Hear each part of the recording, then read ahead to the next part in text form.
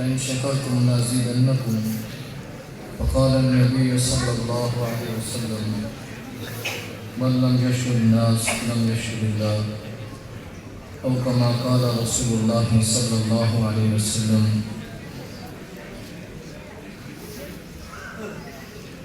میرے انتہائی واجب القدر واجب الاحترام علماء کرام، مشائخ اعظام اور عزیز علماء کرام اور ضلع ہری پور کے گرد نواز، تمام حضور معزز حضرات،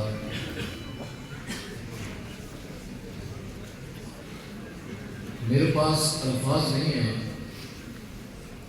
کہ میں آپ کا شکریہ ادا کروں کہ آپ اتنی سخت سردی میں اپنی تمام تر مصروفیات کو چھوڑا، یہاں تشریف لائے، ہماری محفل کو رونق بخشی اور ہمارے ان عزیز طلباء کرام کی حوصلہ افزائی کے لیے یہاں تشریف لائے۔ ہم دعا گو ہیں کہ اللہ تعالیٰ قدم قدم پر آپ کو اپنی شان مطابق قدر عظیم عطا فرمائے۔ خصوصاً ضلع بھر کے علماء، ہمارے سروں کے تاج، جو ہمارے اس ادارے کے ساتھ بڑی محبت کرتے ہیں، جب بھی ہم نے ان کو دعوت دی انہوں نے ہمارے ساتھ شفقت والا معاملہ کیا، ہماری سرپرستی فرمائی اور ہمارے ادارے میں تشریف لائے۔ اللہ تعالیٰ ان تمام علماء کرام کو اپنی شان کے مطابق اجر عظیم عطا فرمائے، ان کا سایہ ہمارے سر پر دائر قیام فرمائے۔ اللہ تعالیٰ ان کو لمبی زندگی، سلامت و کرامت عطا فرمائے۔ اور خصوصاً ہمارے اس پروگرام میں تشریف لانے والے مشائخ اعظام جو آپ حضرات کے سامنے تشریف فرما ہیں، اور یہ بات میں آپ کو بتلاؤں کہ مجھے ایک ساتھی کہنے لگے کہ اس دفعہ آپ نے اپنے پروگرام میں تینوں جن شخصیات کو آپ نے بلایا ہے وہ تینوں کو تینوں سفید ریش ہیں، تینوں کو تینوں بزرگ شمار ہوتے ہیں۔ تو میں نے اس کو یہ جواب دیا کہ یہ وہ حضرات نہیں ہیں کہ جنہوں نے اپنی داڑیاں دھوپ میں سفید کی ہیں، بلکہ یہ وہ حضرات ہیں کہ جنہوں نے اپنی ساری زندگی قال اللہ قال رسول اللہ کو پڑھتے پڑھاتے ہوئے گزار دی ہے۔ یہی حقیقت میں وہ ہستیاں ہیں کہ جن کو دیکھنا بھی عبادت ہے، اور یہی وہ عظیم لوگ ہیں کہ جن کے بارے میں کسی نے کیا خوب کہا، یک زمانہ صحبت باولیاء بہتر 7 سالہ کاتب ہے۔ ہم دعا گو ہیں اللہ تعالیٰ ان تمام اور خاص کر یہ جو ہمارے ادارے کے سرپرست حضرت مولانا قاضی محمد مشتاق صاحب شیخ العزیز جامعہ فرقانیہ اور پیر طریقت رہبر شریعت حضرت ارشد الحسینی صاحب، اللہ تعالیٰ ان کو جزائے خیر عطا فرمائے۔ اس کرم سالی کی حالت میں بھی ہمارے یہاں تشریف لائے، ہماری محفل کو رونق بخشی، ہماری سرپرستی فرمائی۔ اللہ تعالیٰ ان کو لمبی زندگی عطا فرمائے اور اللہ تعالیٰ ان کی جان مال عمر سے میں برکتیں نازل فرمائے۔ اور آپ حضرات کا بھی انتہائی مشکور ہوں کہ آپ نے بھی کثیر تعداد میں یہاں تشریف لائے، ہماری اس محفل کو رونق بخشی۔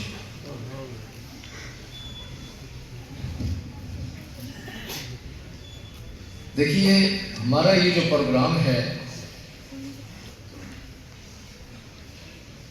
ایک تو یہ ذہن میں ہونا چاہیے کہ اس وقت پروگرام کرنا آسان نہیں ہے، اس کے لیے رات دن محنت کرنا پڑتی ہے۔ میں داد دیتا ہوں اپنے اس ادارے کی انتظامیہ کو کہ جنہوں نے رات دن محنت کی، اور آج ہم دیکھ رہے ہیں ان کی محنت کا ثمرہ کہ ہماری یہ مسجد اور ہمارا یہ ادارہ تنگ پڑ چکا ہے، اور اتنے کثیر تعداد میں الحمدللہ ہمارے سامعین موجود ہیں۔ تو اس لیے ہم یہ نہیں چاہیں گے کہ ہمارا یہ جو ادارہ ہے، یہ جو ہمارا بڑا پروگرام ہو رہا ہے، یہ نشستاً گفتاً برخاستن کا مثال بن جائے، بلکہ یہاں ہر ساتھی جو اتنی تکلیف کر کے یہاں پر آیا ہے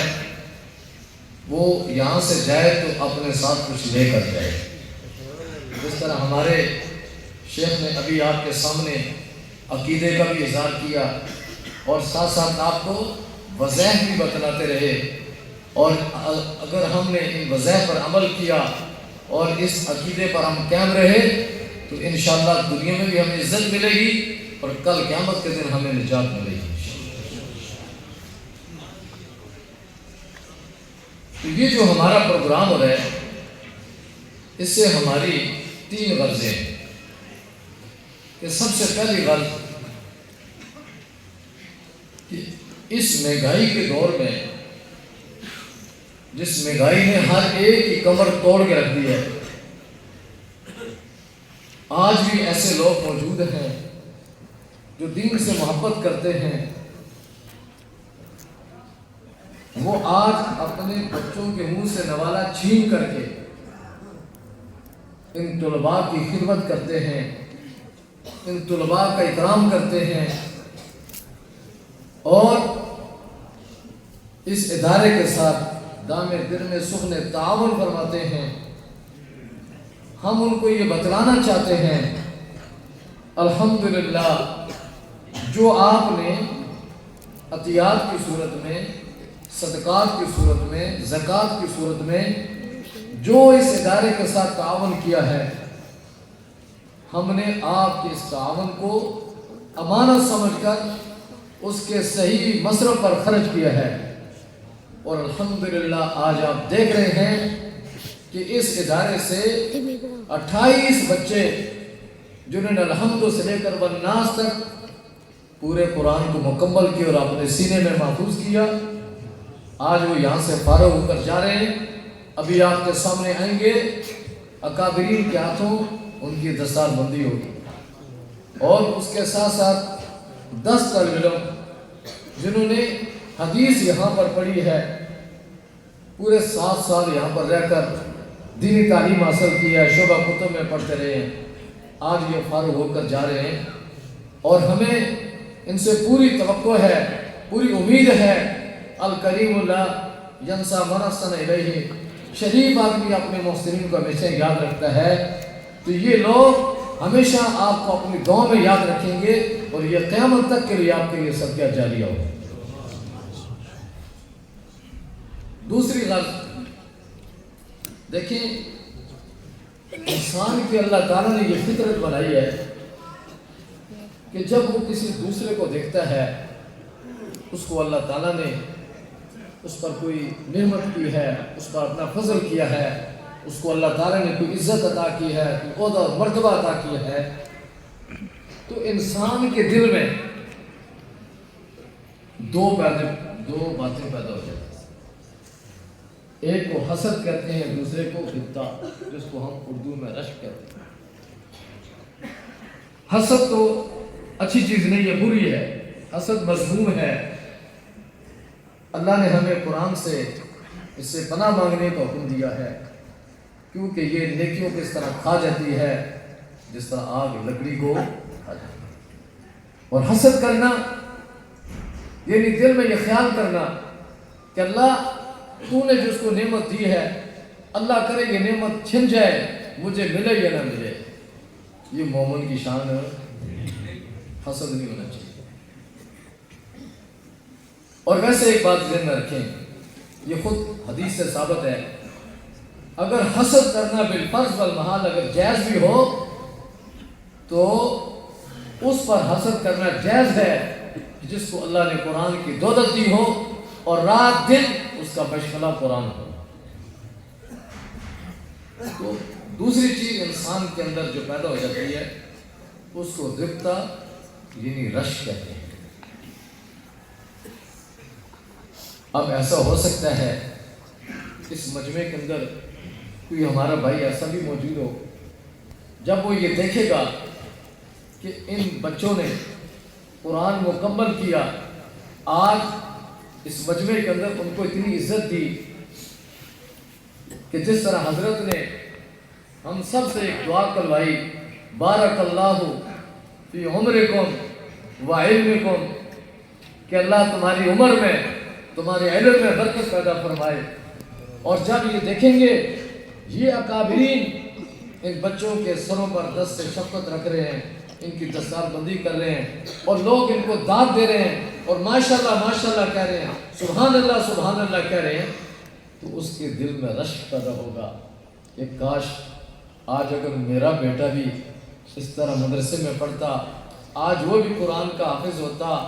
آج اس کے سر پر بھی علماء دستار بندی کرتے اور ماشاءاللہ سبحان اللہ کی آوازیں آتی، آج لوگ اس بچے کے والدین کو مبارکباد پیش کر رہے ہیں، مجھے بھی مبارکباد پیش کرتے اور میرے لیے بھی بڑی فخر کی بات ہوتی، تو یہ رشک بھی پیدا ہو سکتا ہے۔ تو یہی تو ہمارا مقصد ہے کہ آپ میں سے کسی مجمع کے دل میں یہ رشک پیدا ہو جائے اور اس بات کی نیت کر لے کہ میں انشاءاللہ اپنے بچے کو قرآن کا حافظ بناؤں گا، قرآن کا قاری بناؤں گا، عالم بناؤں گا، تو خدا کی قسم ہمارے یہ پروگرام کامیاب ہو۔ ایک دفعہ مراد آباد میں مولانا مفتی عبدالصبور صاحب یہاں تشریف فرما ہیں، ان کے پروگرام میں گیا تو مجھے انہوں نے بولنے کا موقع دیا، تو میں نے اس حوالے سے بات کی کہ اپنے بچوں کو قرآن پڑھاؤ اور اس طرح بات کی، تو ایک آدمی مجھے آ کر بات کہنے لگا، مولانا صاحب آپ نے تو بہت اچھی بات کی ہے، میری تو اولاد ہی نہیں ہے، میری تو کاش میری اولاد ہوتی، میرا بچہ ہوتا تو میں بھی اس کو پڑھاتا، آپ نے بہت اچھی بات کی ہے لیکن میری اولاد نہیں ہے۔ تو میں نے کہا چلو اگر اولاد نہیں ہے یہ اللہ کی تقسیم ہے، لیکن آپ خود بھی تو قرآن کا حافظ بن سکتے ہیں، اس میں عمر کی تو کوئی قید نہیں، اطلب العلم من المہد الی اللحد، ماں کی گود سے لے کر قبر کی گود تک حاصل کر سکتے ہو، تو آپ خود کیوں نہیں مدرسے میں داخل ہو جاتے، خود کیوں نہیں پڑھتے؟ تو یہ آپ کو اللہ تعالیٰ عزت نصیب فرمائیں گے۔ تو کہنے لگا اب تو میں عمر کے حصے میں جا چکا ہوں، اب تو مولانا صاحب دماغ بھی ساتھ نہیں دیتا، قوت بھی ساتھ نہیں دیتی۔ میں نے کہا چلو اگر یہ نہیں کر سکتے تو جو آپ کے قریب مدرسہ ہے آپ اس مدرسے میں جائیں اور وہاں پر جا کر دیکھیں کوئی ایسا بچہ ہو جو یتیم ہو، آپ اس کی کفالت اپنے ذمہ لے لیں، انشاءاللہ وہ یتیم بچہ پڑھتا رہے گا تو جتنا اللہ اس کے والد کو اجر و ثواب عطا فرمائیں گے، اللہ تعالیٰ آپ کو بھی عزت نصیب فرمائے۔ اس مجمع کے اندر بھی اگر ایسے حضرات موجود ہیں تو ہم دعا کریں گے اور ہم اپنے اکابرین سے یہ درخواست کریں گے کہ وہ ساتھ ساتھ آپ کو وظیفہ بھی بتلائیں گے، اگر آپ اس وظیفے پر عمل کریں گے اور ساتھ ساتھ یہ دعا بھی کریں گے تو اللہ تعالیٰ آپ کو اولاد والی نعمت بھی نصیب فرمائے۔ تو یہ ہماری غرض ہے۔ اور تیسرا دیکھو جس ادارے میں آپ تشریف فرمائے اس کا تعارف بھی ہونا چاہیے۔ 2003 میں اس ادارے کی بنیاد رکھی گئی اور میں سمجھتا ہوں کہ اس ادارے کے بانیین کے اخلاص کا یہ نتیجہ ہے کہ وہ کوئی عالم نہیں تھے، دیندار قسم کے لوگ تھے، دین کے ساتھ محبت کرنے والے تھے، اور وہ 4 حضرات تھے۔ 2 اللہ کو پیارے ہو گئے، ایک حاجی فرمان الہی جو ہمارے بھائی حبیب الرحمان اللہ تعالیٰ ان کو سلامت با کرامت رکھے، وہ بھی اس ادارے کے بانیین میں سے ہیں، ان کے بڑے بھائی فرمان الہی مرحوم اور اس کے ساتھ ساتھ حاجی محمد الیاس رحمۃ اللہ علیہ، جن کے نام پر یہ مسجد ہے الیاسی مسجد، یہ دونوں حضرات اللہ کو پیارے ہو چکے، یہ اس ادارے کے بانیین میں سے ہیں۔ اور دو حضرات ابھی بحیات ہیں، اللہ تعالیٰ ان کو سلامت رکھے، ایک بھائی حبیب الرحمان اور اس کے ساتھ ساتھ ڈاکٹر وحید الرحمان جو حاجی محمد الیاس قریشی کے بیٹے ہیں،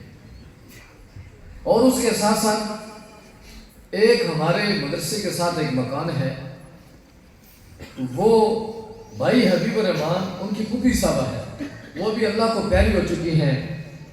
بھائی محمد ارشاد ان کی والدہ صاحبہ،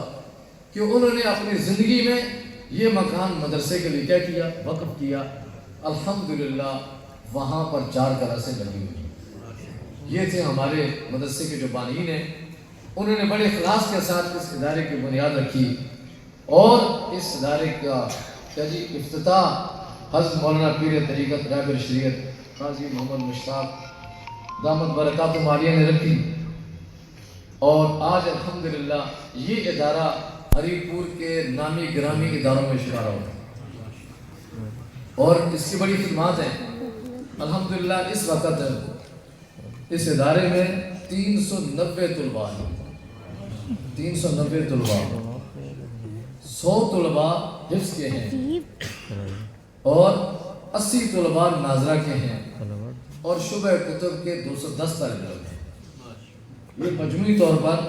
390 طلباء بنتے ہیں، اور 21 اساتذہ کرام ہیں جو ان طلباء کرام کو زیور تعلیم سے آراستہ اور پیراستہ کر رہے ہیں۔ اللہ تعالیٰ اس ادارے کے تمام اساتذہ کرام کی جان مال اور صحت میں برکتیں نازل فرمائے، جو بڑے خلوص کے ساتھ اس ادارے کی خدمت کر رہے ہیں، اور اس کے ساتھ ساتھ یہ تو میں نے تعارف آپ کے سامنے کرا دیا، اور ساتھ ایک درخواست کروں گا آپ سے کہ اس وقت طلباء کی تعداد کے پیش نظر یہ ادارہ طلباء پر کم پڑ چکا ہے، اور اب یہ ادارہ وسیع ہونے کا تقاضا کرتا ہے کہ اس ادارے کے اندر وسعت دی جائے۔ ہمارے پڑوس میں جگہ خالی ہے، تقریباً 6 کنال ہے، ہم یہ چاہتے ہیں کہ وہ جگہ اس ادارے کے اندر شامل ہو جائے تاکہ طلباء ان کو وسیع جگہ مل سکے۔ آج ہمارے ادارے میں کوئی جگہ ایسی نہیں ہے کہ جہاں پر کوئی کلاس نہ لگی ہو، تو یہ جگہ کی بہت قلت ہے، تو یہ تقریباً 6 کنال جگہ ہے۔ تو اس سلسلے میں میں آپ سے یہ درخواست کروں گا کہ آپ اپنی قیمتی دعاؤں میں جہاں آپ اور دعائیں کرتے ہیں وہاں پر یہ بھی دعا کریں کہ اللہ تعالیٰ ہماری اس ضرورت کو پورا کرے،